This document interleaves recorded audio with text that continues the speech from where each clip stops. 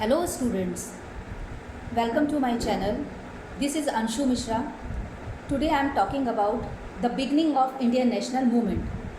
आज हम बात करेंगे कि इंडियन नेशनल मूवमेंट किस तरह से शुरू होता है, कांग्रेस कैसे बनती है, किस तरह से कांग्रेस स्ट्रगल करते करते पॉपुलर पार्टी बनती है और देश को आज़ादी दिलाती है। पहला क्वेश्चन ये उठता है कि इंडियन नेशनल मूवमेंट क्यों शुरू हुआ। सबसे पहले उस समय इंडिया की हालत कैसी थी। एक्चुअल भारत की जो हालत थी, इंडिया की जो हालत थी, उसकी वजह से ही इंडियन नेशनल मूवमेंट की शुरुआत होती है। अगर देखा जाए तो अंग्रेज़ जिस टाइम भारत पे आए थे वो तो एक ट्रेडिंग बॉडी के रूप में आए थे, यहाँ ट्रेड करने आए थे, लेकिन धीरे धीरे ट्रेड करते करते उन्होंने यहाँ पर पॉलिटिकल पावर भी अपने कब्ज़े पर ले लिया और पूरे भारत में रूल करने लगे।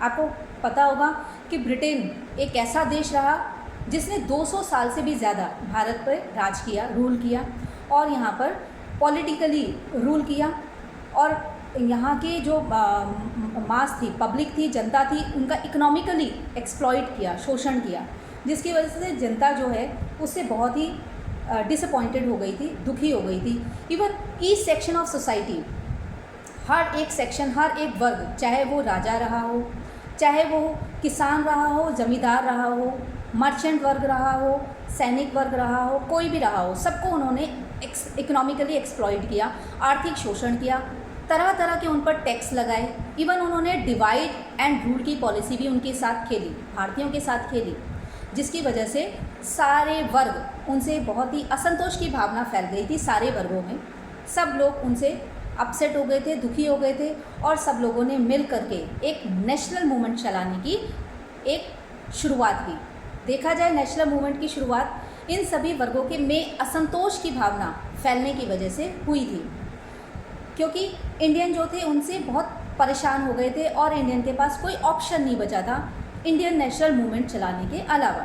ये तो रहा फर्स्ट रीज़न। अगर हम इस पे नज़र डालें कि सारे वर्ग ही उससे अंग्रेज़ों की पॉलिसी से दुखी हो गए थे, परेशान हो गए थे, उनको लग ही नहीं रहा था कि किसी भी तरह से इन वर्गों का विकास हो सकता है या इनका शोषण रुक सकता है।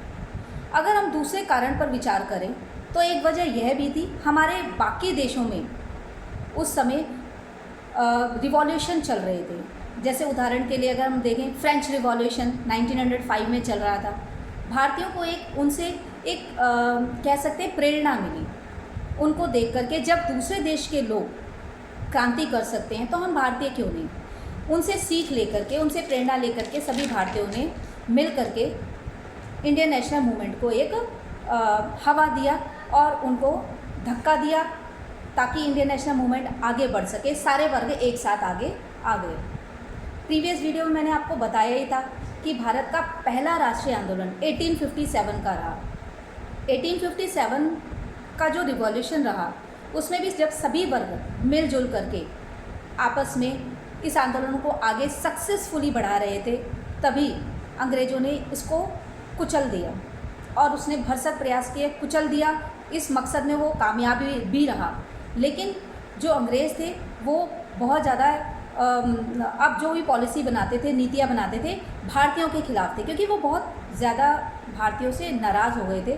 तो इस वजह से वो ये नहीं चाहते थे कि भारतीय किसी भी क्षेत्र में अंग्रेज़ों को दबा सके, कुचल सके, इसीलिए उन्होंने और डिफ़िकल्ट, टफ़ नीतियाँ बनानी शुरू कर दी। अंग्रेज़ों ने ये देखा कि भारतीय बुनकर जो कपड़ा बनाते हैं, मर्चेंट, उनके कपड़े जो हैं उनके द्वारा बनाए गए पूरे यूरोप में बहुत अच्छा बिक रहा था और वो लोग, वो वर्ग, मर्चेंट वर्ग जो है बहुत मुनाफा कमा रहे थे। तो अंग्रेज़ों ने मर्चेंट को भी बर्बाद करने के लिए भारी भरकम टैक्स लगाना शुरू कर दिया।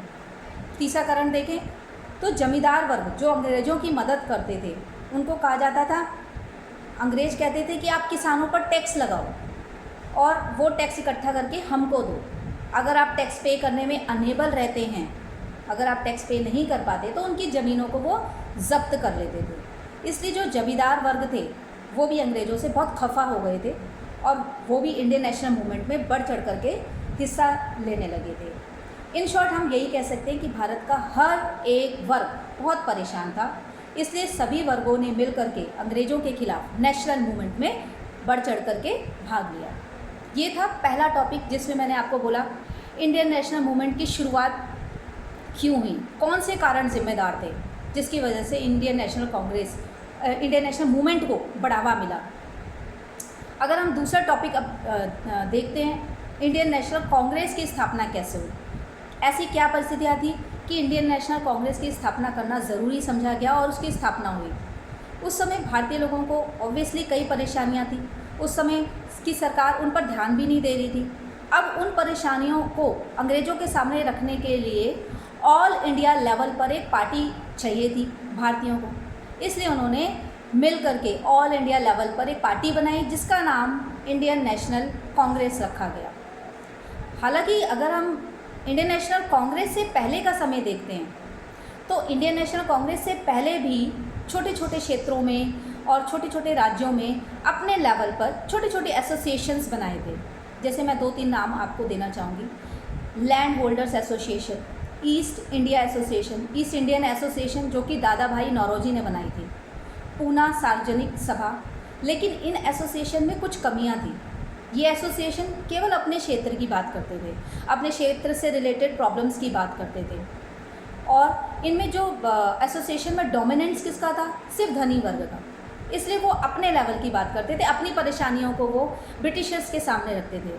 बेशक वो रखते थे, लेकिन ब्रिटिशर्स उनकी डिमांड्स की तरफ कभी भी ध्यान नहीं देती थी और उन्हें उपेक्षा की नज़र से देखती थी, इग्नोर करती थी।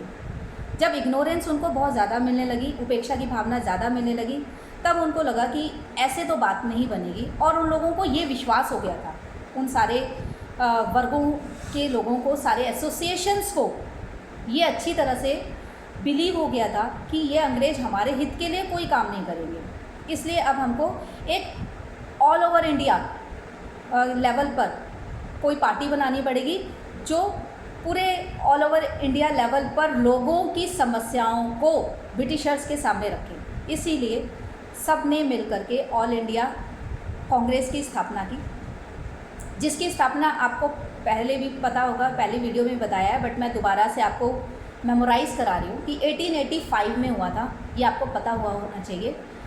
इंडियन नेशनल कांग्रेस की स्थापना 1885 में हुई।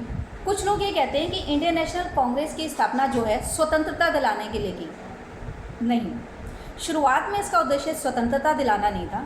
ये अंत में जाकर के हम कह सकते हैं कि भारत की स्वतंत्रता में इसने मदद ज़रूर किया। इसके एम्स और ऑब्जेक्टिव्स पे अगर हम प्रकाश डालें, नज़र डालें, तो इसके डिमांड्स अलग ही थी। सबसे पहले इनका हम कह सकते हैं, इन्होंने इनिशिएटिव लिया था नेशनल मूवमेंट को चलाने का। नेशनल मूवमेंट चलाने के लिए लोगों को जागरूक किया। दूसरा पॉइंट हम कह सकते हैं, to politically educate to the people. लोगों को पॉलिटिकल एजुकेट किया, उनको ये बताया कि जो ब्रिटिश सरकार है वो हम भारतीयों के साथ कैसा व्यवहार कर रही है, कैसा अत्याचार कर रही है, ताकि जनता को पॉलिटिकली नॉलेज हो और वो एक प्लेटफॉर्म में खड़े हो सकें। तीसरा, लोगों को यूनाइट किया, लोगों में एकता की भावना जागृत की इंडियन नेशनल कांग्रेस ने। और चौथा, लोगों को इंट्रोड्यूस कराया एंटी कॉलोनियल प्रोपोगेंडा से, कि अंग्रेज कैसी कैसी पॉलिसीज़ बना रही है जिसमें इंडियंस का कोई फेवर नहीं है, कोई भी हित नहीं है। इसलिए सब लोग इंडियन नेशनल कांग्रेस के माध्यम से एक ऐसा मंच बन गया था कि उन्होंने राष्ट्रीय आंदोलन को बढ़ावा दिया। राइट, इतना तो आपको समझ में आ ही गया होगा।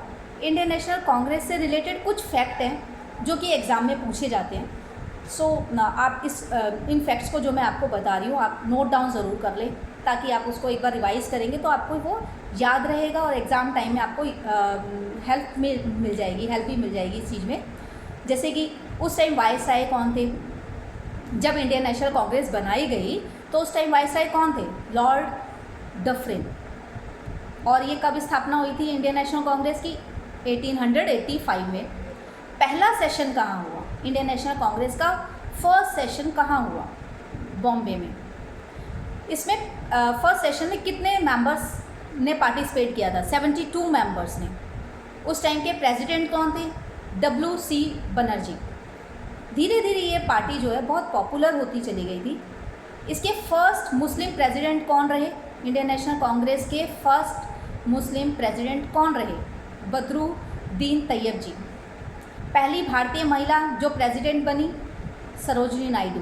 और भारतीय राष्ट्रीय कांग्रेस का लास्ट सेशन कहाँ हुआ? जयपुर, 1948 में हुआ था। अब अगर हम आगे देखते हैं कि इंडियन नेशनल कांग्रेस में इंडियन नेशनल कांग्रेस की किस तरह की आइडियोलॉजी थी।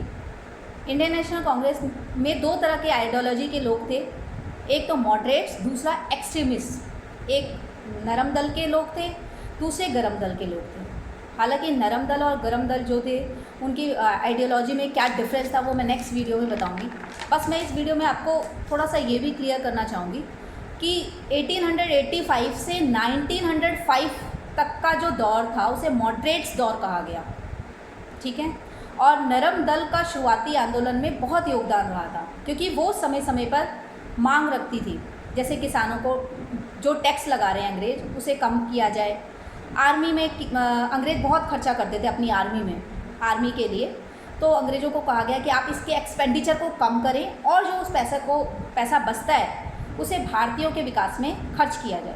तीसरा बोला गया कि सॉल्ट टैक्स एबॉलिश किया जाए, क्योंकि सॉल्ट में भी अंग्रेज़ों ने बहुत ज़्यादा टैक्स लगा रखा था जो कि आम लोगों की ज़रूरत का सामान था। मॉडरेट्स ऐसे लोग थे जिन्होंने इंडियंस के सामने अंग्रेज़ों का एक्सप्लॉयटेटिव चेहरा उजागर किया था। भारतीयों को समझ में आ गया था कि अंग्रेज उनके हित की बात नहीं कर रहे हैं, वो उनका आर्थिक शोषण कर रहे हैं। और एक फैक्ट और बताना चाहूँगी दादा भाई नौरोजी के बारे में। ये नरमपंथी दल के नेता माने गए। इनको एक और नाम से जाना जाता था, आप नोट डाउन कर लीजिए इसको। इनका दूसरा नाम दिया गया था grand old man of India.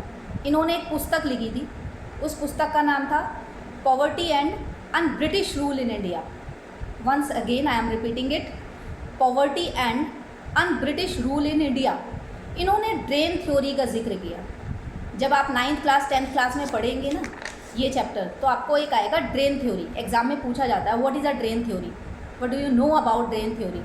Then आप इसको बोलेंगे कि ड्रेन थ्योरी जो है दादा भाई नौरोजी ने लिखी थी अपनी पुस्तक में, अपनी बुक में poverty and un British rule in India में, जिसमें उन्होंने बताया था कि किस तरह से अंग्रेज़ अपनी नीतियाँ बना रहे हैं, भारत के हर एक वर्ग का शोषण करके जो भी यहाँ का धन है उसे ड्रेन कर रहे हैं अपने ब्रिटिश की तरफ। हमारे देश को कमज़ोर करते जा रहे हैं और अपने देश को स्ट्रॉन्ग करते जा रहे हैं। That is called drain policy, right. तो इसको ज़रूर आप ड्रेन थ्योरी, तो आप इसको नोट डाउन ज़रूर कर लीजिए एग्ज़ाम के पॉइंट ऑफ व्यू से। तो आज इस वीडियो में मैं केवल आपको इतना ही एक्सप्लेन करूँगी। I hope you enjoy it and you understand it very clearfully, and please like it, share it and subscribe this video. Thank you.